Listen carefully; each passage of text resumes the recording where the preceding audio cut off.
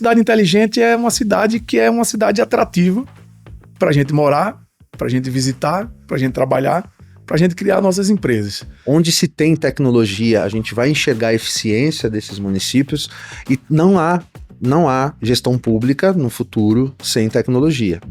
Olá, pessoal! Sejam bem-vindos e bem-vindas a mais um episódio do Fortinet Brasil Podcast. Eu sou a Poliana Lopes e hoje o nosso papo traz dois especialistas que vão nos ajudar a entender um tema essencial para o futuro das cidades: a transformação digital dos municípios. Elias Tavares, presidente da IMA, Informática de Municípios Associados e diretor de comunicação da ANSIT, traz sua experiência em gestão pública e políticas de inovação. E Jaime Lessa, gerente de setor público São Paulo e Sul, na Fortinet, vem com o seu olhar estratégico em soluções tecnológicas para cidades inteligentes. Confira agora!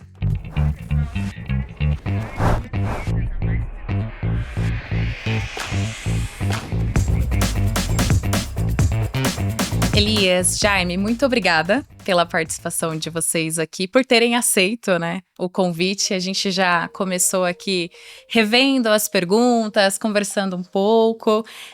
Eu acho que a gente vai ter muita coisa para falar nesse podcast, então, primeiro, agradecer vocês e já começar com uma pergunta para que vocês contem um pouco quem que é o Elias, quem que é o Jaime. Elias, eu queria começar por você, até para que você compartilhe um pouco da sua trajetória. Como que você chegou a presidente da IMA e ao cargo de diretor na ANSIT? E aí até compartilhar com a gente se você sempre esteve nesse universo. Que legal. Primeiramente agradecer o convite, é um prazer estar aqui com vocês. Bom, sou Elias Tavares, né? Estou presidente da IMA, tenho 40 anos, estou na IMA já há 3 anos e 6 meses, desenvolvendo um trabalho. E a relação minha ela é muito ligada ao setor público e à tecnologia, né? Com 18 anos de idade, meu primeiro emprego foi no Acessa São Paulo, que eram salas de lan house, né, na época. Estou falando de história antiga, né? Eram 486, né, na época, e tinha internet, banda larga de 126, 28K, que na época era algo inimaginável, ainda mais na periferia de São Paulo, né? Então, eu fui monitor dessa sala, eram 10 computadores Compaq 486, como eu falei, e ali a gente fazia inclusão digital. Era muito legal, foi um trabalho fantástico, e ali eu tive minha primeira relação profissional e me apaixonei também pelo setor público, né? Então, esse foi um primeiro passo. Depois eu acabei indo para outras atividades, e em 2000, isso foi 2004, 2010, eu fui para a Prodesp, que é uma empresa, é a IMA do Estado, né, vamos dizer assim, a empresa de economia mista do Estado de São Paulo, e lá eu trabalhei também mais quase 11 anos com poupa-tempo, né, então também tinha tecnologia, também tinha atendimento ao público. Então, basicamente, minha expertise de vida inteira foi disso daí, né. Em 2021, o prefeito Dário Saad, prefeito de Campinas, né, no finalzinho do ano, ali bem no finalzinho mesmo, foi bem curioso que toda a possibilidade de assumir a empresa aconteceu ali nas vésperas do Natal, né? O prefeito começou a conversar com a gente chegou ali num consenso, e no dia 3 de janeiro de 2022 eu assumi aí a presidência da companhia, né? E aí sempre também, né, pelo fato justamente de ter essa participação com o setor público, né, governo, a gente conhecia muita gente. E junto disso, eu conheci também o Johan, que estava na condição de presidente da Prodan, e ali tinha a possibilidade da gente se filiar à ANSIT, né, que é a Agência Nacional de Cidades Inteligentes, é uma associação muito importante hoje para unir forças, né, Jaime? Acho que o grande papel da ANSIT é esse, de a gente levar nossas dores e tentar achar saídas de tecnologia para poder atender os municípios, e na verdade não só o município, né? Porque hoje a nossa empresa ela não atende só o município, ela atende o setor público, né? A nível estadual, nacional, inclusive. E esse é o nosso desafio, né? Então, desde então, estamos aí até chegar o convite aqui para participar com vocês. É uma honra, eu estou muito, muito feliz, muito alegre. Muito obrigada. A gente vai falar mais pra frente, gente, sobre ANSIT. A gente estava conversando sobre isso, mas mais uma vez, muito obrigada, Elias. Jaime, e você? É legal que os nossos ouvintes também conheçam um pouco sobre o Jaime e o papel também que você vem desenvolvendo hoje dentro da Fortinet, liderando aí grandes projetos ligados à Smart City. Smart City. Bom, primeiro, agradecer a vocês pelo convite, né, pela pela oportunidade de estar aqui conversando com todo mundo e principalmente o Elias, é uma honra aqui estar dividindo a mesa com você. Elias voltou um monte no tempo, né?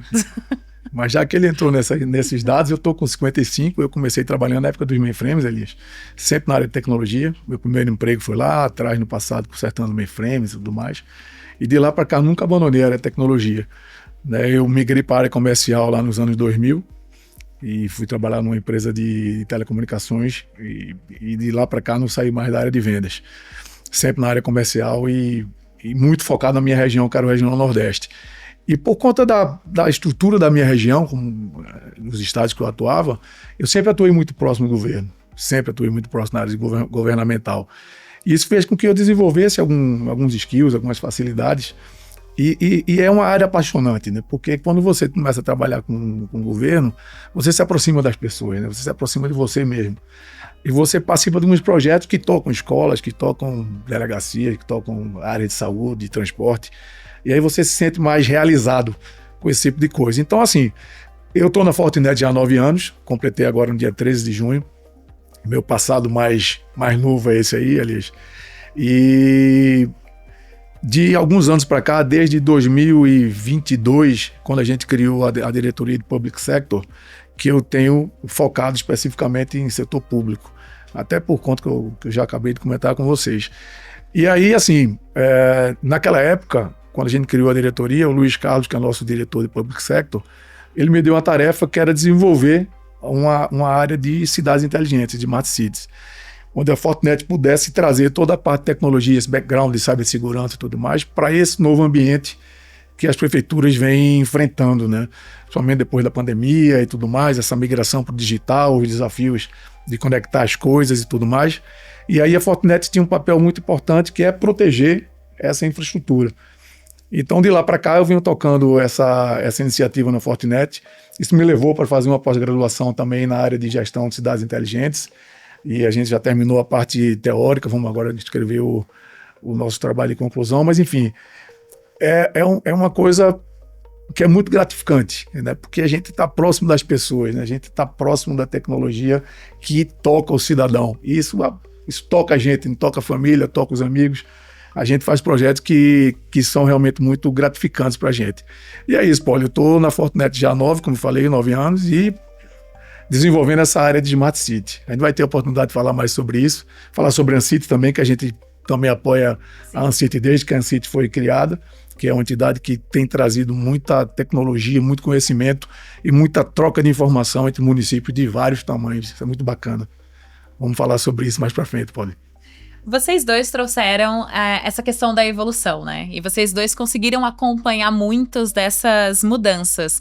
Inclusive, já entrando aqui no tema, né? Eu acho que é interessante a gente trazer para as pessoas que nos acompanham, quando a gente fala de cidades inteligentes, de forma prática, o que define esse conceito, né? Aqui nos bastidores, o Elias comentou sobre o que considera, né, a lei das estatais de 2015 um divisor de águas nesse processo. Então, Elias, eu queria que você contasse um pouco pra gente sobre essa lei e o impacto dela. E na sequência, o Jaime, né, do outro lado, como que a gente enxerga toda essa mudança. Claro. Poliana, é assim, eu digo que é a 8ª maravilha para quem trabalha numa PROD, a lei das estatais, né? Ela é uma lei que é para qualquer tipo de estatal, não só relacionada à tecnologia, mas o gestor público, né, foi muito feliz com a criação da lei. Ela funcionava mais ou menos assim, né? Você tinha uma lei específica para Petrobras, né? Então a Petrobras, ela podia fazer algumas coisas, ela tinha ferramentas para fazer alguma coisa que as outras empresas não podiam, porque a empresa mista, ou a PROD, né, que é a que a gente está falando, ela tinha que meio que atuar na lei 8666, que era a lei geral, que hoje, graças a Deus, também foi alterada, né? Ela melhorou muito e ela se juntou muito com a nossa, né? Mas quando o presidente na época faz a lei 2015, que é a lei das estatais, ela pega essa boa prática que já era para Petrobras, que era uma empresa referência do país, uma empresa que já gera dividendos, enfim, todo mundo aqui conhece muito bem a Petrobras, né? Então aí, essa lei, ela meio pega a lei da Petrobras e ela fica para qualquer tipo de economia mista. Sim. E abre um universo muito grande, porque existiam muitas dúvidas, ou seja, a Prodi pode vender para fora do município que ela é de origem? Ninguém sabia responder, né? Ou seja, a Prodesp ela pode vender além do estado de São Paulo, né? Então ficava muito nas camadas, né? A lei ela populariza isso, ela fala, não, é uma empresa e como empresa o universo o universo é geral, né? Então pra gente foi muito bom, né? E aí até uma história curiosa, porque eu fui estudar a lei das estatais na concepção dela, nesse período mesmo, 2015, tava todo mundo discutindo a lei das estatais, e ela era objeto de um curso de pós-graduação que eu estava fazendo, né? E eu fiquei maravilhado pela lei. Eu era já de uma empresa como funcionário lá no Poupa Tempo, atendimento ao cidadão, mas eu tive acesso à lei e foi muito interessante, porque eu não imaginava que eu iria assumir uma companhia e eu poderia colocar tudo aquilo que eu estava estudando em prática, né? Então foi muito legal, né? Muito legal, principalmente no caso das parcerias estratégicas, que hoje é uma referência da nossa companhia. Do jeito que a gente faz, eu acho que a gente é um case a nível de Brasil nas parcerias estratégicas, e com isso abre esse horizonte para a gente crescer. Então a gente comemora muitos números que a gente tem na companhia. A gente recebeu a empresa, ela faturava na média dos 87, 88 milhões por ano.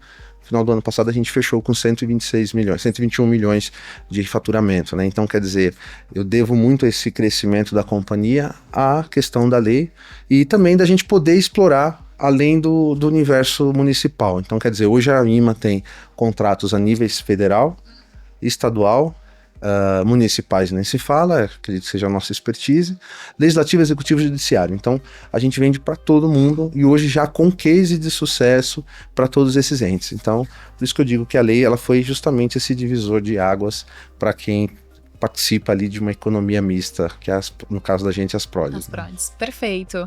E Jaime, do nosso lado, né, o Elias trouxe essa questão de parcerias estratégicas. Como que o fabricante, né, como a Fortinet, enxerga também essa questão do impacto dessa lei?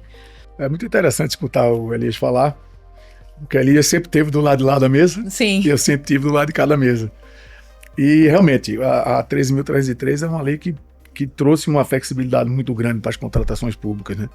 Isso do nosso lado, eu acho que é o principal benefício. É a gente conseguir, de forma mais rápida, né, nos posicionar no mercado. E aí as empresas de processamento de dados e as empresas públicas, né, que se beneficiam da lei da 13.303, elas conseguem se aproximar cada vez mais do cliente final, né? Ela está muito mais próximo do usuário final, ela conhece melhor as dores do usuário final, ela consegue agilizar as contratações. Isso para a gente foi muito bacana.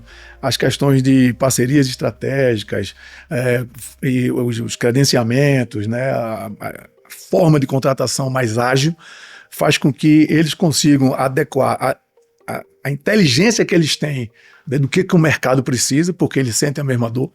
Ele sabe qual a dificuldade que você tem para fazer uma contratação através das leis antigas, e ele sabe hoje como é mais fácil ele contratar, e ele consegue apoiar na ponta para que isso aconteça de forma mais rápida, de pessoas que têm a mesma dor que ele tem. Então isso ajuda muito e para a gente lá de cá também facilita a velocidade com que as coisas acontecem. É mais simples, é mais tranquilo, é mais transparente. Enfim, você consegue fazer um processo mais rápido e mais claro e mais transparente para todo mundo. Acho que a grande vantagem da 13.303 é essa. É fazer com que empresas de mesma natureza vendam para empresas que têm a mesma dor, que têm a mesma necessidade. Acho que isso torna a coisa mais fluida, mais pervasiva, né? Mais tranquilo de resolver. De forma muito clara, inclusive, só complementando aqui a fala do Jaime, falou super bem, né, Poliana? Existia uma relação, aliás, para a gente começar, né? Um ente público e um ente privado num ambiente como esse era inimaginável antes dessa lei. Por quê? Porque era demonizada essa relação, infelizmente, né? Então, a Prodi, ela tinha que criar soluções e consumir, tudo bem, mas de uma forma muito demorada, muito burocrática. Essa lei, ela justamente fez isso. Ela fala, não, peraí, se for pelo bem comum, todo mundo pode estar junto de forma rápida, né? Que eu acho que é uma das grandes vantagens que a gente tem hoje, é a venda direta, né? A forma de contratação direta, que para quem está contratando é muito rápido, né? Do que um processo licitatório.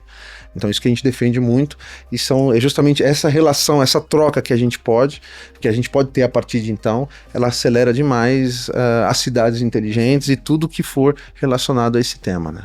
Ainda falando desse tema que vocês começaram a trazer aqui de aceleração, de cidades inteligentes, o papel aí, né, de empresas públicas, PRODES, né, até para quem não conhece, são empresas públicas de tecnologia da informação criadas por estados e municípios, como, por exemplo, a IMA, e que surgiram aí, como vocês já trouxeram, com o papel de digitalização, do apoio nisso, né, da digitalização de gestão pública. Inclusive a IMA, você me falou agora, né, já tem aí 48 anos, ou seja, já faz bastante tempo.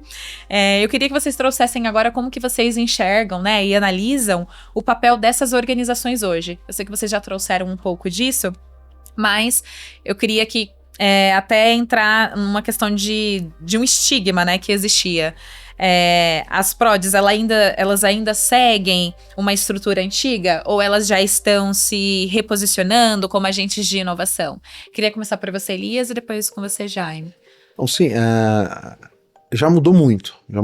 Tem ainda alguns pontos para a gente melhorar, mas assim, aí como bem colocado, né, a gente falou aqui já, no caso da Ancity, né, porque assim, as nossas dores, elas são parecidas. Quando a gente pega uma PRODES, quando a gente pega um município que tem ali um problema de desenvolver o município, a cidade, e você percebe que a PRODE ela pode dar sustentação, nesse momento a grande dificuldade que a gente tinha era de ter braço, né? Então assim, dá um exemplo, a nossa companhia é uma companhia grande, ela tem 814 funcionários, uma parte dessa totalmente ligada à tecnologia, desses colaboradores que aliás são fantásticos, mas que tinha que criar soluções dentro de casa e poder vender. Então você cria coisas que já existem, ou seja, reinventava a roda, né? Então, por quê? Porque a roda no setor privado eu não poderia vender ela, né? Então eu tinha que inventar a roda para poder vender para o meu município. Agora não, agora a gente consegue, através desse tipo de material, de acordo, de ferramentas, acelerar também essa transformação, porque você pega a solução e você simplesmente, de repente, ou seja, através do acordo, ou seja, da parceria estratégica, essa solução ela passa a ser minha, né? Então assim, você percebe que ao longo do tempo agora, a gente consegue discutir tecnologias de ponta, né? A empresa não está mais... Antigamente se falava isso, assim, mas a PRODE está 10 anos atrasada do que tem no mercado. Não era mentira, porque a gente tinha que ver o que estava dando certo no mercado e a gente correr atrás para ter aquilo para o setor público. Hoje não. Hoje eu vou pegar as melhores práticas que está no mercado de lançamento da Fortinet, por exemplo, eu vou ter condições de fazer essa venda, vou ter condições de alavancar. Então isso acelerou demais. As PRODES hoje elas estão sendo fundamentais para os municípios e para os estados, enfim, a União, que tem o SERPO, o DataPrev, tem ainda algumas empresas a nível nacional. E elas têm se modernizado muito justamente pela possibilidade de estar com quem é especialista em determinados segmentos, né? Que é o caso da Fortinet aqui, que é uma grande especialista de cibersegurança. Eu gostei muito que você trouxe essa questão de... houve, né, a necessidade de mudança, enxergaram isso e começaram a mudar. Ou seja, por mais que nós estejamos falando aqui de uma PRODE de mais de 40 anos, houve o reconhecimento, né? Não, realmente, nós precisamos trabalhar nisso. E aí a importância de parcerias estratégicas, de olhar o que o mercado vem trazendo, né, de mais novo em questão de tecnologia, em questão de preparação, para se ajustar a como que está hoje o mercado, né? Do nosso lado, do lado do fabricante, Jaime, como que a gente enxerga, né, essas parcerias estratégicas que o próprio Elias trouxe aqui? A gente comentou diversos projetos, né? Mas onde que a gente entra também nesse apoio? Polly, essa questão de cidades inteligentes, a gente associa muito a tecnologia, né? Quer dizer, cidade inteligente, tecnologia. Mas, na verdade, cidade inteligente é uma cidade que é uma cidade atrativa para a gente morar, para a gente visitar, para a gente trabalhar, para a gente criar nossas empresas, né? E a tecnologia, ela acelera esse processo, essa história da aceleração digital, né? Que é o principal desafio, eu acho, de quem faz gestão de TI nos municípios. Porque a TI do município, ela saiu de trás da parede do data center. Né? A TI do município agora está na rua. A TI do município está na lâmpada, a TI do município está no semáforo, a TI do município está na ambulância, no transporte público, na escola, enfim. A TI do município hoje ela se espalhou de uma forma que é intangível. Né? A quantidade de dispositivos que a gente conecta hoje numa rede, numa prefeitura, é inimaginável. São prédios inteligentes, são dispositivos que não são dispositivos de informática. Sim. Além disso, a gente tem toda um arcabouço de soluções de informática que estão na mão dos alunos, estão na mão dos médicos, estão na mão dos bombeiros, dos policiais, enfim, estão nas viaturas, e a gente precisa conectar isso tudo. Né? Isso tudo está gerando dado. Essa transformação digital, ela pressiona demais a gestão pública. Ela traz uma massa de dados gigantesca que precisa ser tratada, manipulada, que precisa virar informação inteligente para tomar a decisão rápido. E aí a Fortinet ela se encaixa nesse cenário exatamente na proteção disso tudo. Né? A Fortinet é uma empresa de cibersegurança, todo mundo sabe disso, é proteger dados, pessoas e dispositivos onde quer que estejam. E a gente apoia nesse momento aqui, né? Na hora que eu vou trazer uma infraestrutura de vídeo monitoramento para dentro de uma comunicação de dados, uma rede, de uma prefeitura, eu preciso ter certeza que ninguém vai ter acesso àquela informação, né? Que ninguém vai mexer naquilo, que ninguém vai manipular uma câmera ou alterar o tempo de um semáforo, enfim, coisa que a gente vê muito em filme, mas que já está começando a fazer parte do nosso dia a dia, né? A gente está cada vez mais se aproximando mais disso aqui. Tudo hoje é digital. Então essa pressão digital faz com que o gestor de TI tenha agora um sem número de tecnologias e coisas para administrar que trazem um bocado de problema com isso aqui. Né? Como é que eu gerencio isso? Como é que eu treino equipes para gerenciar essa massa de dados aqui e essas ferramentas todas de proteção? Então o papel da Fortinet é esse, é tentar ajudar no desenvolvimento dos projetos, é trazer os profissionais da Fortinet hoje, que estão no dia a dia, que estão no campo, apoiando os projetos, junto com os nossos clientes, junto com o pessoal de tecnologia das prefeituras, para que os projetos venham com essa natureza, que os projetos nasçam com esse filão, com essa, vamos dizer assim, essa noção de cibersegurança. Se eu vou botar uma aplicação na mão do cidadão, que ela nasça segura e que ela vá para a mão do cidadão seguro, que eu saiba quem é o cidadão, que dispositivo ele está usando, como é que eu vou proteger aquilo. E os equipamentos que não são de tecnologia da informação, né? O que é realmente de OT, de catraca, de batedor de ponto, de semáforo, enfim, tanta coisa que a gente já falou, beira-leite, hospital. Enfim, a função da Fortinet é tentar fazer isso. Aí desde que a gente criou essa iniciativa de Smart City, Poli, a gente criou uma equipe específica só para atender Smart City. E o objetivo da Fortinet é esse, é estar próximo dos clientes, entendendo como é que os projetos estão sendo criados, desenvolvidos, e a gente já fazer o nascimento desses projetos com cibersegurança. Esse é o objetivo, é o que a gente tem tentado fazer. Para quê? Para que a aplicação não saia do ar, né? Para que o aluno consiga acessar a internet, para que o cidadão seja atendido no hospital e o equipamento beira-leito não saia do ar. Enfim, esse é o objetivo da Fortinet, é manter as coisas funcionando e proteger os dados. Então é assim que a gente tenta ajudar, né, nessa transformação digital. É um trabalho muito árduo, muito árduo. É interessante ouvir de vocês, porque quando a gente fala de tecnologia e cibersegurança, a gente está falando de diferentes camadas, né? Eu já tive a oportunidade de conversar com outras pessoas ligadas à cibersegurança aqui do setor público, que falaram até de mega eventos, por exemplo, carnaval. Então, eu preciso garantir, além da conexão ali do folião, eu preciso garantir que o ambulante que está vendendo lá no meio, né, do público, que ele tenha acesso à internet para conseguir fazer as vendas dele. Mas, ao mesmo tempo, eu também preciso pensar que essa pessoa, muitas vezes, não tem onde colocar o filho dela. Então, eu tenho que pensar em como eu abro escolas, como é que eu coloco internet lá. E como é que, no final de tudo, a gente garante segurança em todas as camadas, né? Então, diferente de empresas privadas que a gente muitas vezes só fala de ROI, né? E não é errado, a gente precisa ter o retorno. Aqui a gente fala sobre isso também, você trouxe até alguns dados de retorno, mas a gente também fala sobre impacto social, né? A gente fala de pessoas, de vidas. É isso, Polly. Você imagina uma cidade que tem um evento grande.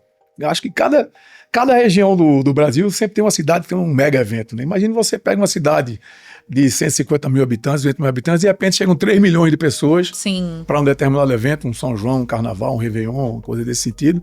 E a cidade precisa, ele que é um gestor público, Sim. Ele precisa estar preparado para isso. Se preocupar com né? isso também. Todo aquele pessoal que vai trabalhar ali, atendendo os turistas, atendendo os foliões, atendendo quem vem se divertir ali, Sim. Precisa se comunicar. Como é que eu faço para ativar a polícia? Como é que eu faço para ativar uma ambulância? Abrir um corredor de trânsito para que um ambulante consiga vender. Enfim, é preciso montar uma infraestrutura, né, de TI, de conectividade segura para que isso funcione e que não saia do ar naquela hora ali e nem que esses dados sejam vazados, né? Eu não sei ali se você tem lá em Campinas algum evento de grande vulto assim, anual, alguma coisa nesse sentido? A gente teve alguns desafios, né? Bem na nossa chegada lá, a gente estava no período de pandemia, né? Existia que aliás é um dos cases de sucesso da nossa companhia, existia aquela demanda que pressionou o mundo, né? Não é nem só a cidade de Campinas, mas pressionou o mundo, e a gente foi responsável por criar o sistema de agendamento para organizar essa demanda, né, para as pessoas irem no posto de saúde sem aglomeração, que era a grande dificuldade da gestão pública. Toque né? de caixa, né? Toque de caixa, sem tempo, Então, assim, a gente teve acho que um dos eventos mais significativos foi justamente esse, né? Mas tem ali, a cidade tem ali a nossa fibra que passa, né? Por todo o setor público, na verdade, tudo que é eGov acaba tracionando na nossa rede de internet, e a gente precisa, evidente, garantir a segurança de tudo isso e também que o tráfego de dados ali seja o mais rápido possível, né? Deixar tudo de pé. E hoje também a gente tem tudo que é da prefeitura em nosso data center, né? Então a gente tem uma responsabilidade muito grande, aí vem também a lei, né, da proteção de dados. Então assim, tem um desafio aí enorme que não é só para nossa cidade, não é só para nossa companhia, mas é para todo brasileiro, né? Toda nação precisa estar protegida também, porque confia os dados. Imagina, eu tenho dado de aluno, eu tenho dado de quem paga IPTU, eu tenho dado de quem está doente, eu tenho dado das pessoas que faleceram. Então é muita informação, é dado sensível, e a gente tem que cuidar com muito cuidado. E essas fronteiras digitais a gente precisa trabalhar de forma muito assertiva, né? A todo momento, né? Até puxando um pouco do que vocês começaram a falar aqui, gente, eu queria entrar no nosso terceiro bloco, que vai falar sobre estratégias e futuro.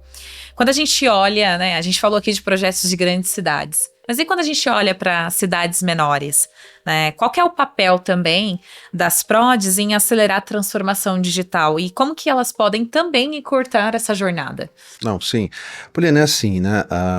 Até mesmo as Big Techs, né? Que a gente tem hoje acordo de cooperação com 12 Big Techs, e também muitas parcerias estratégicas com grandes empresas. A maioria delas, quando a gente vai conversar, eles falam da dificuldade de atender um município pequeno, né? Porque é o município de Campinas, as capitais, isso daí qualquer empresa quer, né?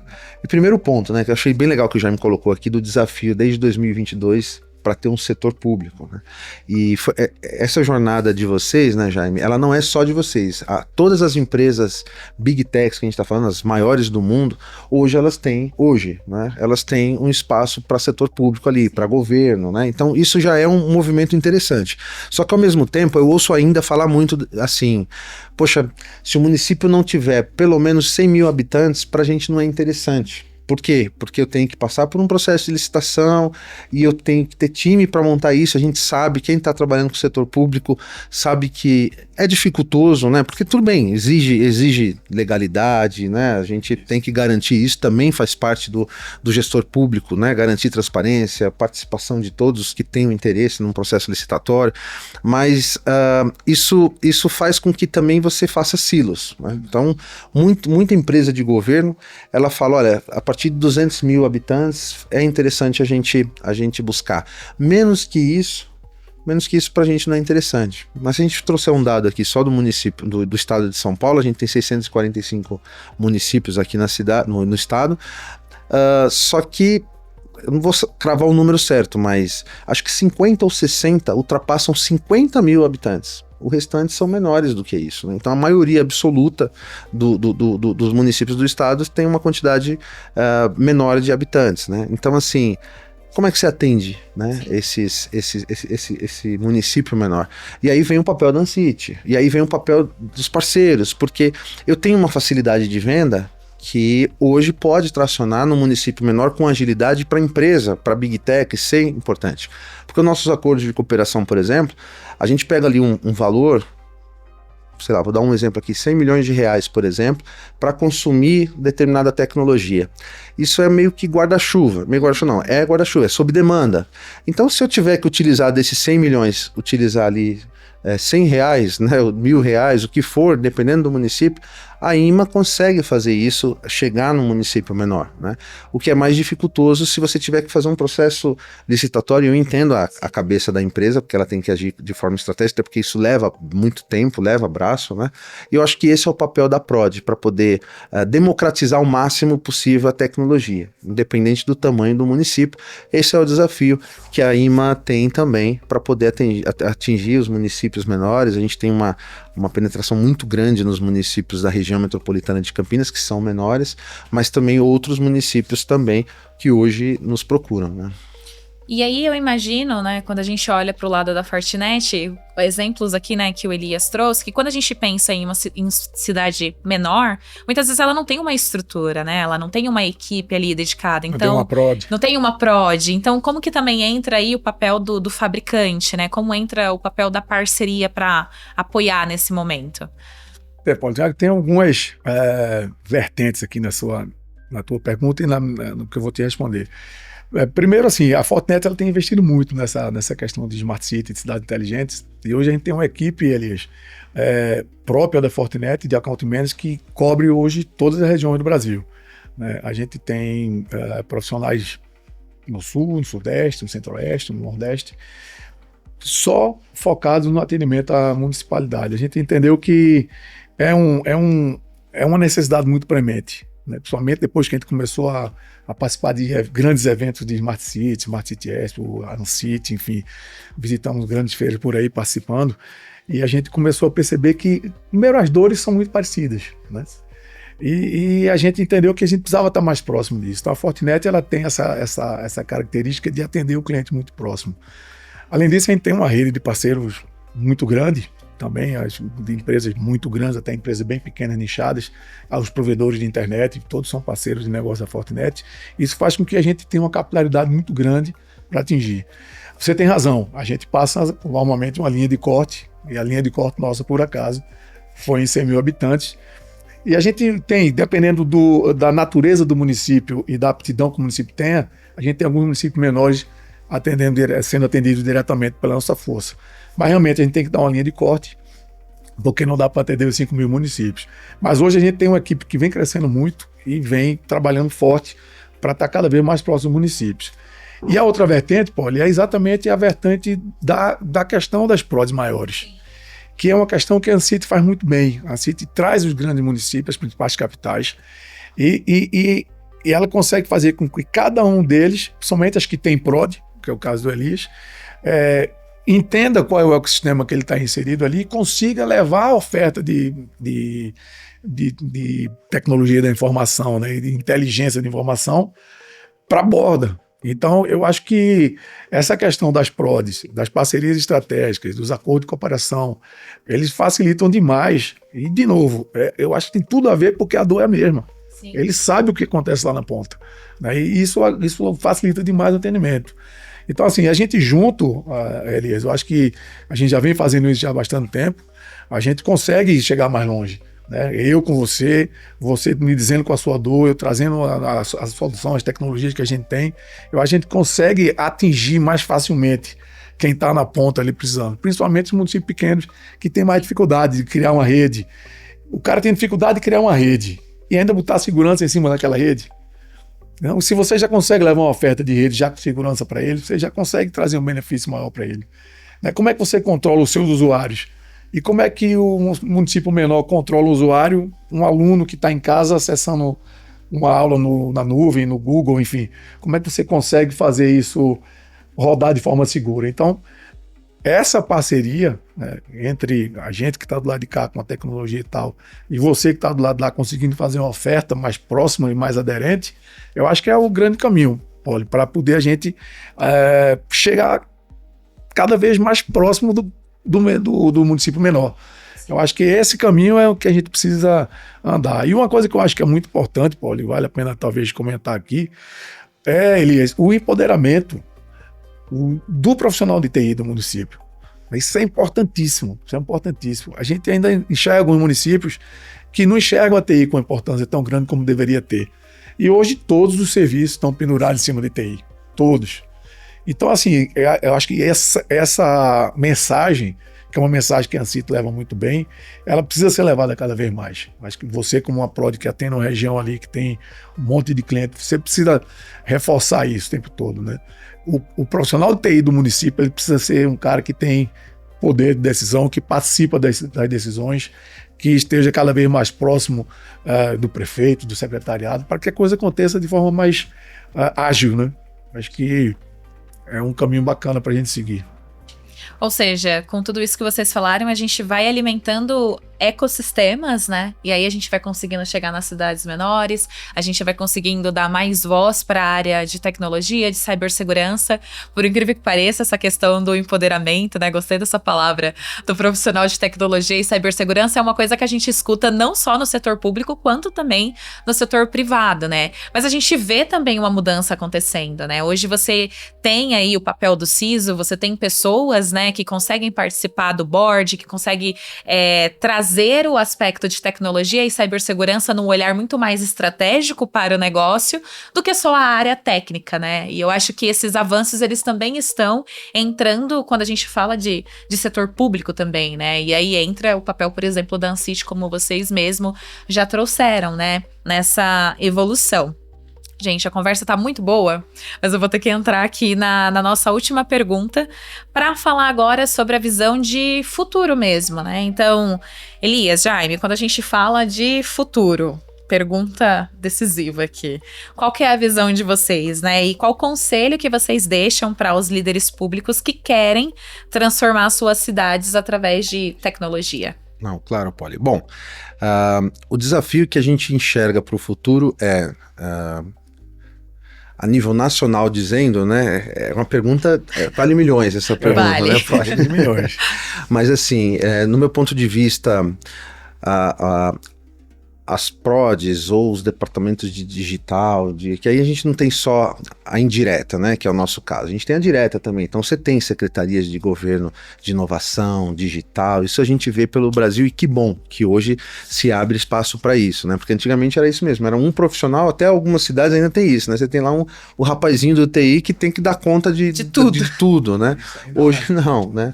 Então assim, eu vejo assim, a gente tem que fazer mais com menos, porque eu entendo que, né, o setor público está cada vez mais pressionado, e aí vamos dizer financeiramente. Então, onde se tem tecnologia, a gente vai enxergar a eficiência desses municípios, e não há gestão pública no futuro sem tecnologia. Então, ou a gestão pública vai ter eficiência, com conexão, ou ela vai ser ineficiente, não tem outro caminho, né? E isso passa também um pouco por regramento. Então acho que nos próximos anos a gente tem que ver algumas leis que estão tramitando, etc.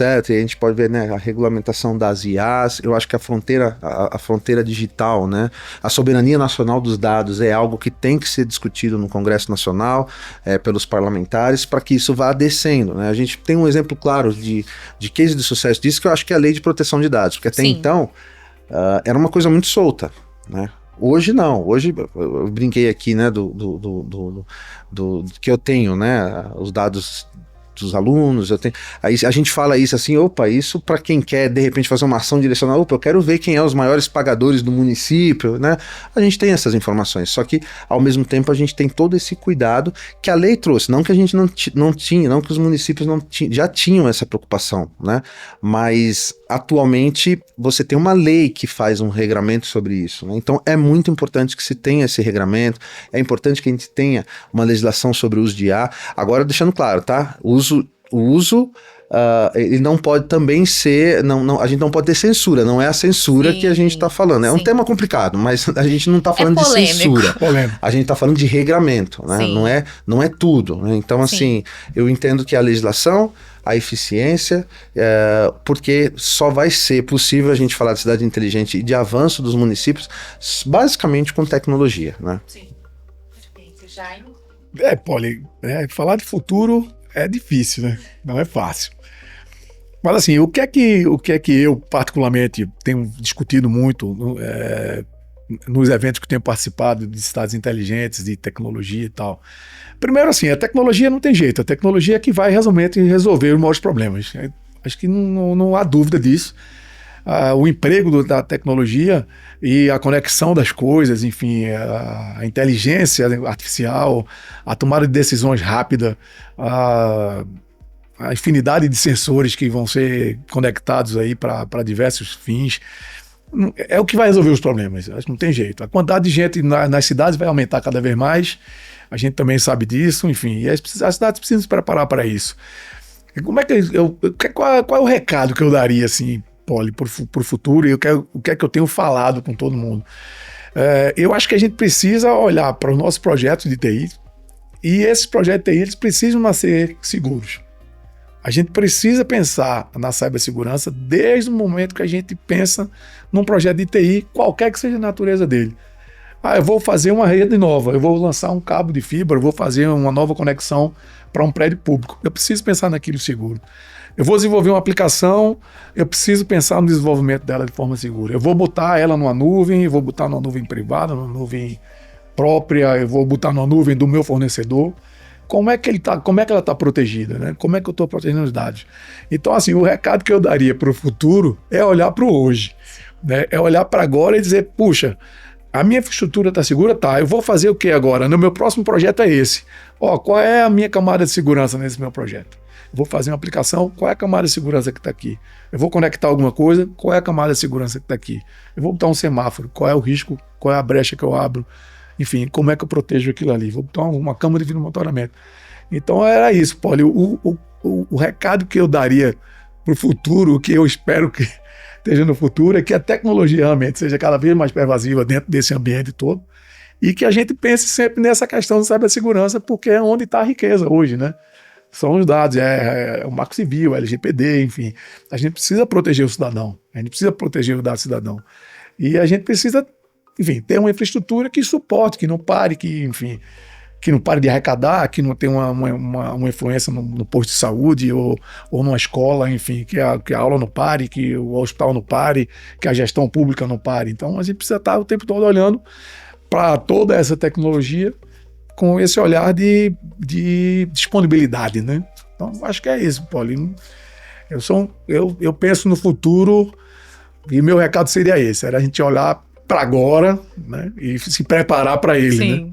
Ou seja, que a transformação continue, né? Ela começou, vem evoluindo, então continuar. Que a gente continue fazendo isso. Vai continuar. Gente, muito obrigada. Obrigada, Elias. Muito obrigada, Jaime, pela participação de vocês. Foi muito bom mesmo recebê-los aqui. Não é a primeira vez que a gente fala sobre cidades inteligentes, mas a gente trouxe olhares diferentes hoje. E eu acho que isso vai ser bem interessante para quem vai acompanhar aqui esse episódio. Então, muito obrigada. Elias, uma honra estar aqui contigo hoje. Obrigado por aceitar o convite. Obrigado pelo desafio. Obrigado, Poli. Imagina. Eu que agradeço também ao Jaime, ao Poli, ao Mauro que fez o convite, está ali nos bastidores, agradecendo aí, parceirão de jornada mesmo. Isso. E a participação aqui foi muito agradável. Muito obrigado. Muito obrigada, pessoal. E para você que esteve com a gente hoje, espero que essa conversa inspire novas ideias e ações. E se gostaram, compartilhe com quem também se preocupa com o futuro das nossas cidades. Siga a gente nas plataformas para não perder os próximos conteúdos. Até mais!